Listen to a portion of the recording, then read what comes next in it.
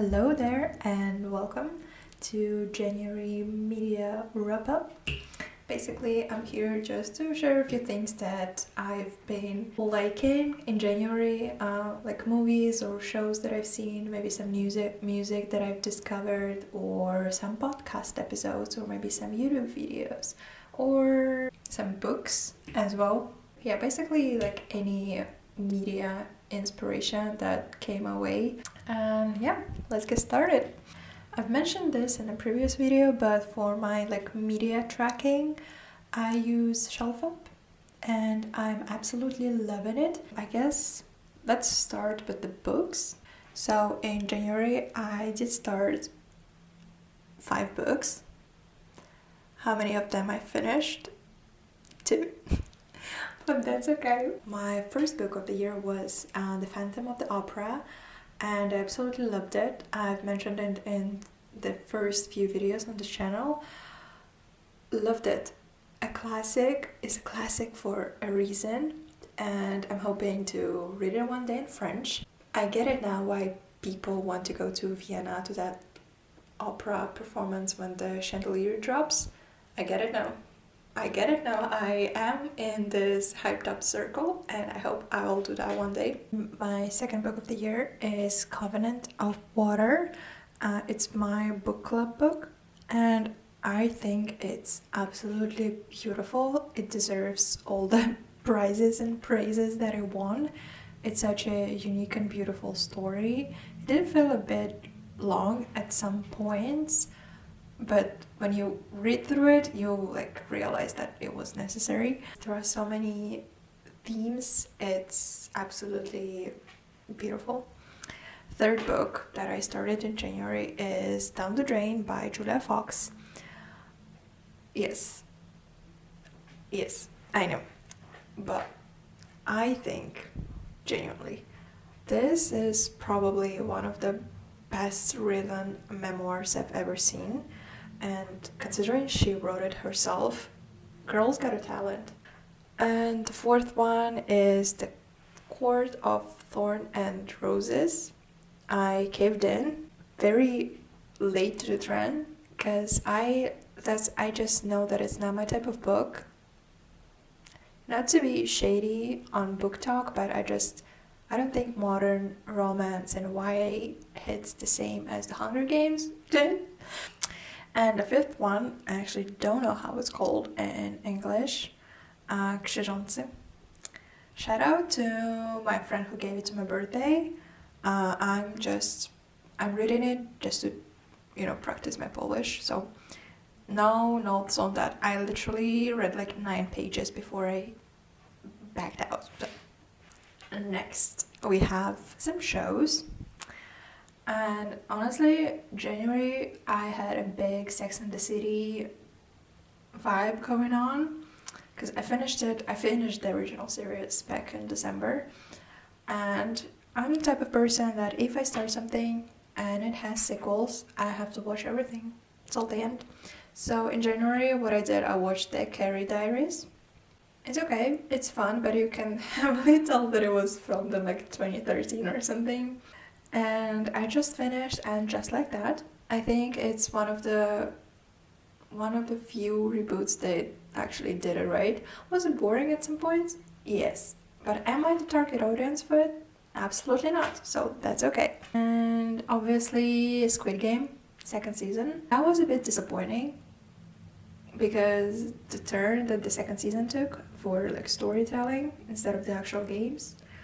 So it was still a good watch, but I would stop at the 1st season. Next, we have movies. I have an early 2000 classic on here, Bandidas, because me and my friend had a girls' night. We wanted to watch a little movie. Then we have Beetlejuice, another sequel that just did it right. I love Jenna Ortega. I love the original cast. I think the storyline was quite interesting. Was it a bit basic? Sure, but I still love it. Flow. That was an absolute discovery of the last month. I think it deserves all the awards that it won, because the animation is beautiful, the message is beautiful, even though it's like every time we would talk about it, it would come up as a different point. Because the animals in this animation, they don't talk, because animals don't talk in real life, unfortunately, then you can't really, you're just rely on interpretation based on your own experience. Then we have Gladiator 2. Have I watched the first one? Probably when I was like 5 and my dad was watching it. Do I have any recollection of it? No. Why did I watch the second one? Paul Mescal and Pedro Pascal. That's pretty much it. And it did exactly what I thought it would do. It's a solid fight movie. And it's a fight action movie. It was literally like my expectations weren't high, weren't low, and the movie just hit it exactly where it was. And we have Here, which I also think is another beautiful discovery. I don't think it's gonna change your life, but I think it puts a lot of things into perspective, because we often just forget about whatever came before us. I wouldn't say it's like a very, very interesting story, but it's just about life, which I think is the point. But I did really, really, really like the idea of the whole movie being shot from just one angle, the same angle for every single scene. Then we have Inside Out and Inside Out 2. Sometimes you just gotta get in touch with your emotions, and that's what I did. Then I have May, December, and that was interesting. Very big on movie genre type of I support women's rights and I support women's wrongs. So I loved May, December. I think just the acting was really good, and the fact that it was based on a real story was interesting as well. Then we have Moana 2. Then we have Mufasa, The Lion King. As you can see, January was big on animation. And wow, the graphics, the animation, I cannot imagine the amount of work that went into designing and producing every single hair in this movie. Then we have Nosferatu. When I was reading the book, I imagined exactly the people who played in the movie, which was great for me. And I know that there are some people out there who compare it to the original one, the black and white one. And okay, valid, but my beef is not with that point, I think it's an absolutely beautiful visual and like acting movie and special effects and stuff. Stunning. Cinematography, stunning. Like I go eat it up every single day. However, god damn it, it's so not the point of the book. Like, I mean, it kind of is the point of the book, but at the same time, it like missed the mark so far that I'm very conflicted about it. I loved the book. The production, amazing. The adaptation side of it. And lastly, we have Wicked. Before I say anything else, you need to know that I am, again, not a musical person.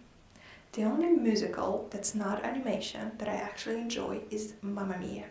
So I did not like Wicked, first of all, because it wasn't colorful enough for me personally. Second, the costumes. Didn't you have like the biggest budget ever? And third, again, I'm just not a musical person, but the songs, they were just like so boring. I did enjoy some parts of the movie. I did enjoy the chemistry between Glinda and Alphabet, but that's pretty much it. I think it was just a good portrayal of like the friendship. It obviously talks about inequality and oppression and stuff like this, but it just didn't do it for me. Then we have some music, and let me actually pull up my Spotify. I think the only like actual discovery in January for me was this band called Lobcat. I'm not sure if that's how you actually pronounce it, but Lobcat. I got it on my Rex, and apparently they have only like 3 songs on Spotify, but they're so talented. And I saw that they have a concert in Warsaw, and I wanted to go, but they were sold out. And I'm like, girl, you have 3 songs, how are you sold out? I mean, like, I get it because they're crazy talented, she's crazy talented, but I was really surprised. So I heavily recommend that one. It's just, it's so crisp and like romantic and like obsessive, like in a dark way. Like, I don't know, it's just, it does something to me. Okay, maybe I should talk about just in general like podcasts, because before this, like before January, I was only listening to Anything Goes with Emma Chamberlain because I just love her and I feel like I'm just like talking to a friend when I listen to her show. But I kind of decided to expand my library, so I started listening to Refashioned. It's a podcast about sustainable fashion, which I absolutely love now. Like, I listen to every single episode. I think it's so informative, and I found so many great resources because of it. Like, they're all UK based because it's a UK based journalist who does it. If you don't know where to start with sustainable fashion, I would give you this podcast. Then we have Finding Your Casual Magic. I only know this podcast because I sometimes watch Jade's videos on YouTube. I really liked her in Our 20s series. I like this podcast because she talks from like psychology perspective, but also like very spiritual one. And then she also has some interviews like on specific topics on productivity and stuff like this. So I just feel very seen. And finally, I have A Bit Fruity with Matt Bernstein. I'm sorry if I'm butchering it. And especially I like the podcast about Blake Lively and the Amber Heard effect, about the whole Eden with Us situation.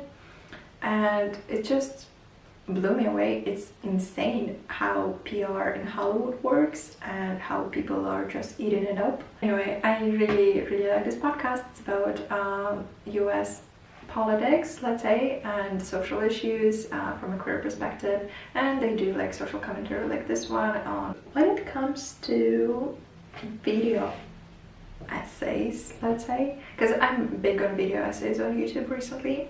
My friend got me into it. There are some things I wanted to share that maybe you'd like to watch.